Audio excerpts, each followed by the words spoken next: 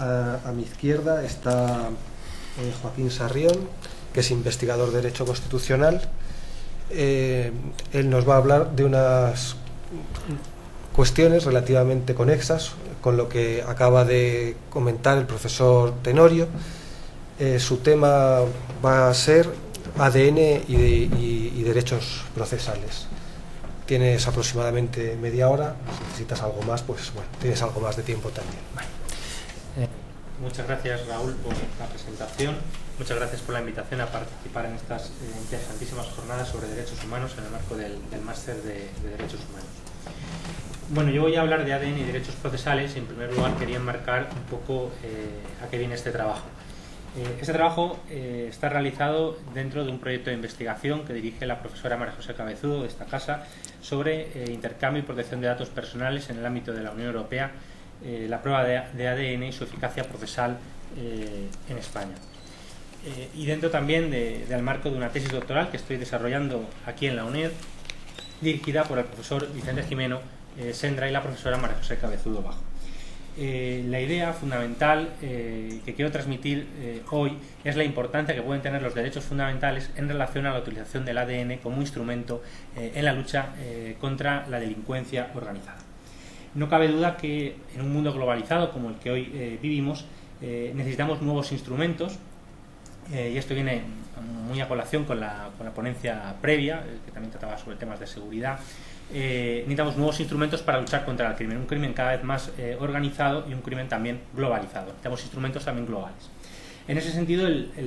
la utilización del ADN y del intercambio de perfiles genéticos de ADN está sirviendo como un instrumento esencial en la lucha contra el crimen organizado en el ámbito de la Unión Europea. Y en este sentido se han aprobado diversas normativas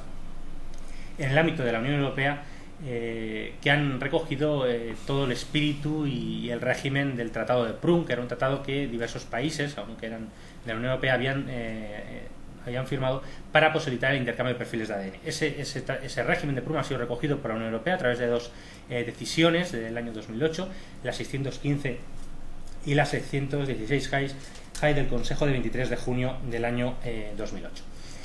Sin embargo, en el marco de este proyecto de investigación, nosotros hemos considerado, sobre todo la profesora María José Cabezudo Bajo, que lo que ella llama el uso forense de la tecnología del ADN y por tanto para que el ADN sirva realmente como instrumento, debemos obtener una prueba de ADN que sea eficaz en un proceso penal en cualquier estado. Desde el punto de vista español, lo que nos interesa es conseguir una prueba de ADN que sea eficaz en un proceso penal español.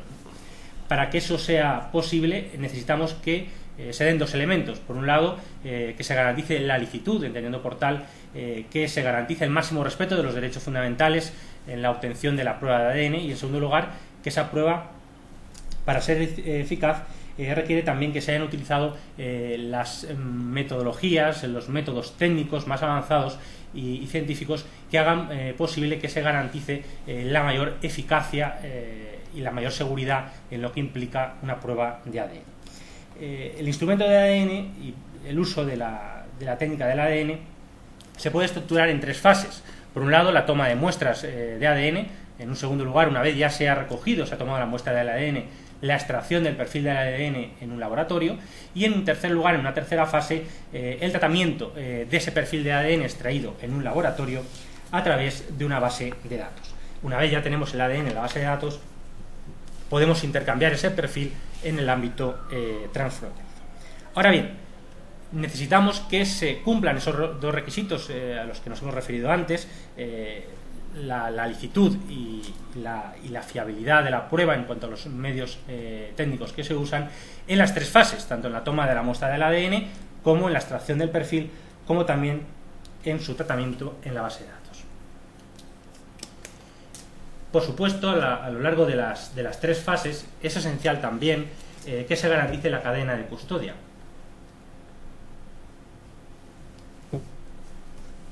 Cadena de custodia que permitirá la fiabilidad a la vez que la licitud de la prueba de ADN. Bien, realmente como esto sería muy largo si me dedicara a las tres fases, hoy simplemente voy a plantear algunos problemas que se van a deducir en la primera de ellas, es decir, en la toma de muestras de ADN, sin perjuicio de que vamos a ver que, lógicamente, de ahí se deducen que hay problemas también en las otras dos fases, en la extracción del perfil y en el tratamiento de la base de datos. Pero antes de centrarme en la toma de muestras del ADN, hay que plantear de qué estamos hablando cuando hablamos del ADN, de qué hablamos cuando hablamos de perfiles genéticos de ADN. Bueno, se habla de perfil genético de ADN o de huella digital de ADN para hacer referencia a una información genética que se encuentra en las moléculas biológicas y que permite identificar a una persona y también da información sensible sobre sus datos físicos y fenotípicos. Por eso se diferencia entre ADN codificante y ADN no codificante, entendiendo por no codificante aquel que, si bien es cierto que nos da información sobre la identidad de esa persona de tal manera que podemos individualizarla y no habría otra persona con el mismo código genético, no nos da información fenotípica o información física sobre el mismo, a excepción del sexo, que sí que es un elemento que se incluye en el ADN no codificante que se usa en la investigación criminal. Solamente el ADN no codificante, aquel ADN que no da información física o fenotípica de la persona, es el que se puede utilizar, ya digo, a excepción del sexo, en la investigación criminal. Porque se entiende que lo otro implica una afectación de derechos fundamentales porque son datos muy sensibles de la persona y vulneraría en ese sentido los derechos fundamentales. Por tanto, la prueba sería ilícita o sería una prueba prohibida.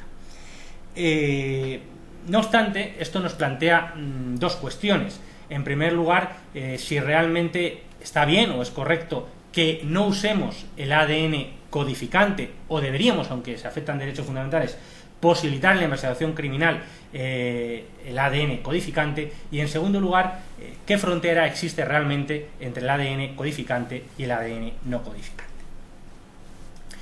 Hoy en día, por los medios tecnológicos que existen, los medios técnicos y científicos que existen, se entiende que el ADN que se está utilizando en la lucha y en la investigación anticriminal es un ADN no codificante porque no nos aporta una información sensible, pero realmente no sabemos si en el futuro, y esto lo ha planteado muy bien la profesora Yolanda Gómez, puede ser que en el futuro avance la ciencia, avancen las técnicas y esa misma información, esos mismos datos genéticos que hoy en día no nos dan una información sobre rasgos físicos o fenotípicos y eventualmente futuras enfermedades o predisposiciones de la persona, sí nos den esa información. Por tanto, la frontera entre el ADN codificante y el ADN no codificante queda desdibujada. Incluso piensa la profesora Yolanda Gómez que los datos, incluso el ADN no codificante, son datos genéticos y en ese sentido aportan información, aunque esa información del ADN no codificante ahora mismo no sepamos para qué sirve y solo la usemos para identificar a la persona, debería estar también protegida. Lo que no cabe duda es que afecta en todo caso a derechos fundamentales, aunque entendamos que está legitimado en la medida en que esos datos o bien no son sensibles o aunque sean sensibles lo permitamos en aras de la investigación criminal y el desarrollo del ius puniendi del Estado. Por tanto, hay una afectación de derechos fundamentales. ¿Qué afectación de derechos fundamentales se pueden dar en la utilización de la prueba del ADN y del perfil del ADN? Bueno, pueden estar involucrados diferentes derechos fundamentales en las distintas fases. Desde luego el derecho a la intimidad en todas ellas y probablemente en la toma de muestras, como vamos a ver, también van a quedar afectados en muchos casos el derecho a la integridad física y también el derecho a la inviolabilidad del domicilio. Pero el derecho a la intimidad es algo que quedaría afectado en la utilización del perfil del ADN, tanto en la fase de la toma de muestra, en la fase de la extracción del perfil, como en la fase de tratamiento de datos. La técnica de extracción del ADN, que tiene una larga historia en la cual no vamos a entrar, que se remonta en su utilización en la investigación criminal a partir de 1985, por primera vez por el famoso Jeffreys, se ha desarrollado mucho y eso requiere que conceptualicemos. Se habla mucho de ADN, ahora estamos hablando de ADN, pero ¿cómo podemos distinguir claramente y delimitar las tres fases? Y por tanto centrarnos en la fase de la toma de muestras de ADN. Entendemos por muestra de ADN o muestra biológica a todo aquel elemento humano que sea útil para la obtención del perfil genético y por tanto de los datos genéticos. Esto nos permite diferenciar dos cosas distintas. Por un lado tenemos una cosa que es la muestra biológica, el material biológico, el material de ADN, del cual, una vez lo hemos recogido, una vez lo hemos extraído, en el laboratorio extraeremos el perfil, los datos genéticos, lo que se llama el perfil de ADN, que después es introducido en base de datos y pasan a ser datos informáticos, en códigos informáticos. Bueno, nosotros nos vamos a centrar hoy en los problemas que se plantean precisamente en la toma del material biológico que se utiliza para la posterior extracción del perfil de ADN. Y en concreto, como ya hemos adelantado, en la recogida de la muestra se ven afectados unos derechos fundamentales como son el derecho a la intimidad, el derecho a la integridad física y el derecho a la inviolabilidad del domicilio en función de cómo se realice la recogida o la toma de la muestra biológica o de ADN. Los derechos fundamentales se deben garantizar porque, como hemos dicho al principio de la presentación, si no se garantiza el respeto de los derechos fundamentales, esa prueba, por mucho que hayamos pasado por las tres fases, si hay un momento en cualquiera de ellas, por ejemplo, en la toma de muestras, en la cual se ha producido una vulneración de los derechos fundamentales o un incumplimiento de alguna garantía legal prevista, esa prueba futura del proceso penal no gozaría de eficacia porque no sería válida. Tampoco sería válida si los medios técnicos que se han utilizado no han sido adecuados porque, aun habiendo sido tomada garantizando los derechos fundamentales y los requisitos legales, no se garantiza su fiabilidad y, por tanto, habrá mucho problema en que el juez pueda valorarla adecuadamente para conseguir en el futuro una condena del proceso penal. Desde el punto de vista de la toma de muestras, debemos hacer una clasificación, porque hemos dicho se afecta el derecho a la intimidad, a la integridad física y la verdad del domicilio en función del tipo o la forma de la toma de muestra del ADN. Bien, ¿cómo podemos clasificar la toma de muestra de ese material biológico, de ese material de ADN? Por un lado, se clasifica en función del criterio de la forma de obtención, distinguiendo si se realiza mediante la mera recogida de un material biológico externo que se puede encontrar en cualquier lugar, sea el lugar del delito, el lugar del domicilio de la víctima, el domicilio del presunto responsable, del detenido, del imputado, o incluso de un testigo, en la calle, en la comisaría, restos que se ha podido dejar algún sospechoso en la comisaría, en un centro penitenciario. Todos esos lugares hay un material biológico, se recoge y hablamos de recogida de material biológico externo. En cambio, cuando el material biológico o la muestra de ADN se recoge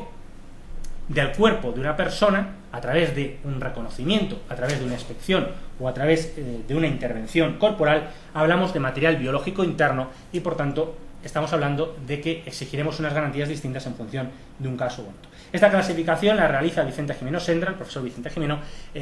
distinguiendo ya o superando la clasificación clásica que distinguía entre el material recogido en el lugar del delito y a través de intervenciones corporales, porque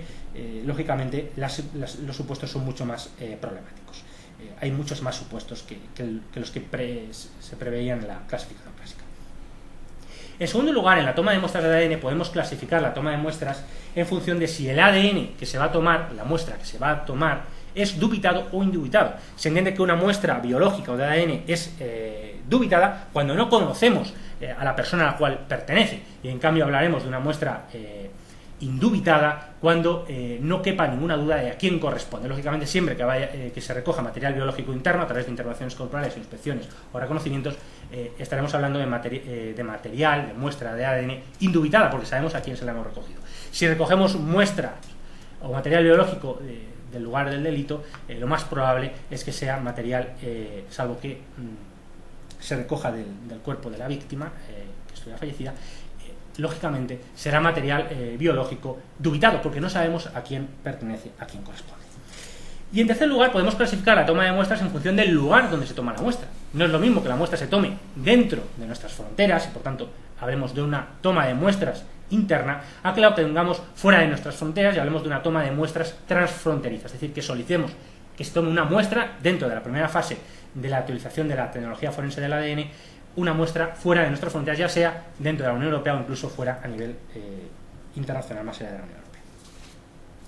Por supuesto que lo ideal sería tener en cuenta una perspectiva y una aproximación transversal de con estos tres criterios, con estas tres clasificaciones, que nos permitiera ver en cualquier tipo de muestra, de toma de muestra de ADN, sea una toma de muestra dubitada o indubitada, interna o transfronteriza, y por supuesto se trata de una toma de material biológico interno o externo, cuáles son los derechos fundamentales que se pueden ver afectados y en qué medida es necesario garantizarlos para posibilitar la eficacia de la prueba en un proceso penal.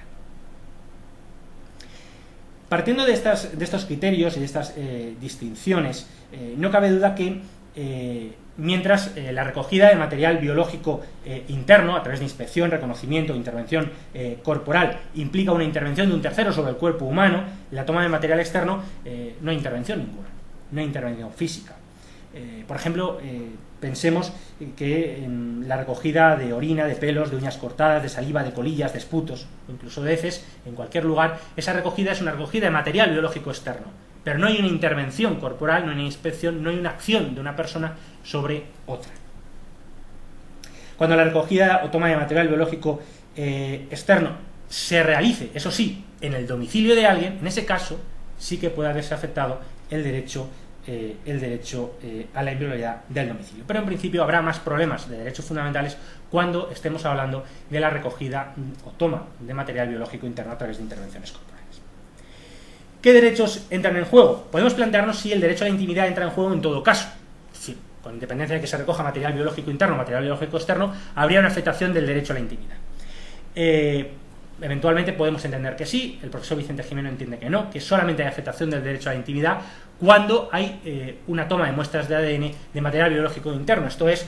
a través de reconocimientos, inspecciones corporales. Cuando se recoge material biológico externo, nunca habría afectación del derecho a la intimidad.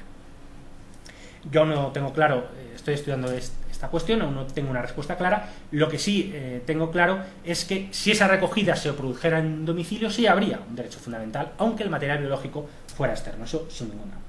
Lo que también está claro es que el derecho a la intimidad quedaría afectado siempre en el caso de toma de material biológico interno. Si estamos hablando además dentro de un domicilio, también tenemos otro derecho en juego, y si la persona se niega a esa toma de material biológico interno, entraría además otro derecho en juego, que es el derecho a la integridad física, si es necesario realizar la toma de muestras de ADN a través de la coerción física, una vez tengamos la respectiva autorización judicial necesaria para ello. El segundo de los criterios que habíamos comentado era el de la identidad de la muestra de ADN, muestras dubitadas o indubitadas. ¿Cómo puede esto afectar a los derechos en juego? Bueno, lo que queda claro es que cuando la toma de material genético externo la realizamos, podemos obtener muestras indubitadas o muestras dubitadas, mientras que cuando tomamos material genético interno, las muestras siempre se van a obtener, van a ser siempre indubitadas. Y la relación con los derechos fundamentales tenemos que ponerla en juego, en conexión con el criterio anterior, es decir, con la toma de muestras de material biológico externo o material biológico interno, que en mi opinión es, digamos, la clave más fundamental desde la perspectiva de los derechos fundamentales. La identificación es menos relevante a este respecto, pero sí lo sería el tercer criterio, es decir, el lugar. Claro, no es lo mismo que tomemos muestras a nivel interno que tomemos muestras a nivel transfronterizo. Lo primero que hay que decir es que a nivel transfronterizo no tenemos una normativa europea, no hay aún, hasta donde yo sé, una normativa europea que regule la toma de muestras a nivel transfronterizo. Hay un proyecto de directiva sobre el exhorto de investigación europeo, pero hasta que se apruebe no tenemos normativa europea que regule esto. Esto plantea problemas, igual que plantea problemas el hecho de que no se han adoptado a nivel europeo los protocolos científicos necesarios, que sí que se han discutido en foros internacionales, respecto a la toma de muestras de ADN. Y esto es necesario para que, porque claro, la toma de muestras se realiza en función del lugar donde se toma la muestra, y por tanto se aplica el derecho del lugar donde se toma la muestra. Pero si esa muestra la necesitamos en otro Estado miembro, por ejemplo en España, si en España solicitamos la toma de una muestra de ADN en otro lugar, en otro país, pongamos Francia o Alemania, donde sabemos que hay una persona que tenemos algunas sospechas, algunos indicios que podríamos considerar que podría ser responsable de algún delito aquí, y solicitamos, porque el perfil de esa persona, por lo que quiera que sea, no está en la base de datos de ese país, porque si no simplemente utilizaríamos la tercera fase, el intercambio de perfiles a través del tratamiento de base de datos, que sí tiene regulación europea. Pero si necesitamos solicitar la toma de la muestra de ADN de una persona, bien que esté detenido, bien que esté viviendo, que esté residiendo en ese país, no hay una normativa europea que lo regule. Tenemos que seguir los cauces procedimentales de los exhortos judiciales tradicionales, del derecho tradicional, que es muy complicado, porque nos exige aplicar el derecho del lugar donde se va a tomar la muestra, que a lo mejor no es tan garantista como el derecho del país que solicita la toma de muestra, y donde esa toma de muestra debe ser utilizada en el futuro como una prueba de ADN. Por eso, y dado que no hay normativa europea, aunque ya he planteado algunos de los problemas que implica, lógicamente, actualmente esa toma de muestras de ADN a nivel transfronterizo, a nivel de la Unión Europea, porque no hay normativa europea, a nivel internacional, fuera de la Unión Europea, pues aún más problemas si cabe. respecto a esa cuestión. Voy a centrarme ahora en el nivel interno de la toma de muestras. La regulación en el derecho español de la toma de muestras de ADN se ha regulado fundamentalmente a través de dos instrumentos. Por un lado, la Ley de Enjuiciamiento Criminal, en el artículo 326.3 y el 373.2, que han sido introducidos por una reforma que se llevó a cabo en el año 2003, en la reforma de la Ley 15/2003. Y por otro lado, a través de la disposición adicional tercera de la Ley Orgánica 10/2007, que es la ley que regula las bases de datos policiales sobre identificadores obtenidos a partir del ADN, la conocida como Ley 10/2007 de las bases de datos de ADN, ¿no? Dos fuentes jurídicas, por tanto, dos fuentes de regulación de la toma de muestras en el ámbito interno. El 326.3 de la ECRIM prevé la recogida de huellas o vestigios biológicos para su análisis cuando pudiera contribuir al esclarecimiento de los hechos. Y el 363.2 de la ECRIM lo contempla diciendo que cuando concurran acreditadas razones que lo justifiquen, cabrá la obtención de muestras biológicas del sospechoso que resulten indispensables para la determinación de su perfil. Eso es lo que dice de la ley. Lo que dice la ley reguladora de las bases de datos, bajo una rúbrica que dice obtención de muestras biológicas, es que para la investigación de los delitos que enumera la letra A del artículo 3, apartado primero de la misma, la policía judicial procederá, no dice podrá, dice procederá taxativamente, a diferencia de lo que dice la ley de enjuiciamiento criminal, a la toma de muestras y fluidos del sospechoso, detenido o imputado, así como del lugar del delito, en general. La toma de muestras que requieran inspecciones, reconocimientos o intervenciones corporales, es decir, aquella toma de muestras en la cual afecte a material biológico interno, de acuerdo al criterio de clasificación que hemos indicado antes, sin consentimiento del afectado, cuando no concurra el mismo, por tanto, requerirá en todo caso autorización judicial mediante auto motivado, de acuerdo con lo establecido en la ley de enjuiciamiento criminal. Por tanto, tenemos dos fuentes de derecho, dos fuentes jurídicas distintas para regular la toma de muestras a nivel interno. ¿Qué nos plantea esto como problemas? En primer lugar, que la ley de enjuiciamiento criminal y la ley orgánica 10/2007 se refieren, aunque a lo mismo, a la toma de muestras biológicas, a dos finalidades distintas. La ley de enjuiciamiento criminal se refiere a la toma de muestras con carácter general, mientras que la ley 10/2007 se refiere solo y específicamente a los delitos del artículo 3.1 letra A, como he comentado, y solo y exclusivamente a efectos de obtención de un perfil para su tratamiento en base de datos, y no para otra cosa. Solamente para su tratamiento en base de datos. Eso es importante porque nos podemos plantear, bueno, podríamos ampararnos en la ley de enjuiciamiento criminal para obtener muestras de ADN, tomar muestras de ADN para su comparativa sin necesidad de introducir esos perfiles en la base de datos y por tanto sin necesidad de ampararnos en la ley 10/2007 y tampoco en los delitos que la misma prevé, aunque es una lista muy amplia. Es decir, para cualquier cosa podríamos utilizar la ley CRIM para obtener tomas de muestras de ADN sin necesidad de aplicar la ley 10/2007. En cualquier caso, lo que sí que está claro es que la recogida de material biológico externo, utilizando esas dos fuentes jurídicas, siempre estará justificada si el material biológico es externo, siempre que pueda contribuir al esclarecimiento de los hechos, si aplicamos la ley de enjuiciamiento criminal, y será obligatoria en todo caso si estamos dentro de los supuestos que prevé la ley 10/2007 dentro de los delitos previstos en la misma, no requiriendo en este supuesto ni consentimiento ni autorización judicial, porque estamos hablando de material biológico externo y por tanto que no requiere de inspección de intervención corporal. Si aplicamos la ley 10/2007, si aplicamos la ley de enjuiciamiento criminal, estaremos hablando de otro supuesto. Si hablamos de material biológico interno, es decir, de intervenciones de reconocimientos corporales, por un lado, la ley de enjuiciamiento criminal prevé la posibilidad de que el juez de instrucción acuerde las intervenciones corporales de sospechosos para la toma de muestras de ADN cuando resulten indispensables para la determinación de su perfil, siempre que concurran acreditadas razones que lo justifiquen. Es un supuesto que deja totalmente en manos del juez la decisión. En cambio, la ley 10/2007 establece claramente que se tomarán las muestras y fluidos de los sospechosos, detenido o imputado, para los delitos previstos en el 3.1a, siendo necesaria, en caso de que falte el consentimiento del afectado, la respectiva autorización judicial. Pero se tomarán en todo caso.